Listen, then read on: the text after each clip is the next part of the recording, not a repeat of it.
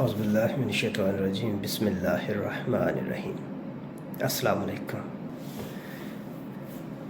ذرا غور کریں کہ اگر ہدایت لینی ہے ہمیں تو کہاں سے لی جائے؟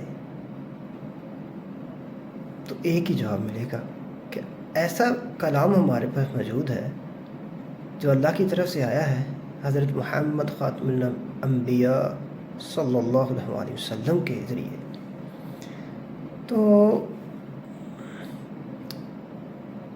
غور کرنے کے بعد اس نتیجے پر پہنچتے ہیں کہ اگر اس کو غور و فکر اور توجہ کے ساتھ نہ پڑھا جائے تو یعنی آپ کس طرف جا رہے ہیں؟ آج ہی وقت ہے، ابھی وقت ہے، ساری چیزوں کو سائڈ پہ کر کے اپنی زندگی میں وقت نکالیں اور قرآن مجید کو روزانہ پڑھیں۔ خود نہیں پڑھ سکتے تو کسی ایسے شخص کو تلاش کریں جو پڑھے آپ کے لیے، بیان کرے آپ کے لیے۔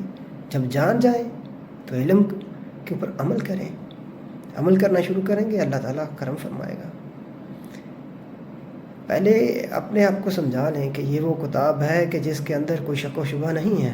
دوسری صورت کے آغاز میں مالک فرما رہا ہے الف لام میم ذالک الکتاب لا ریب فیہ ھدی للمتقین۔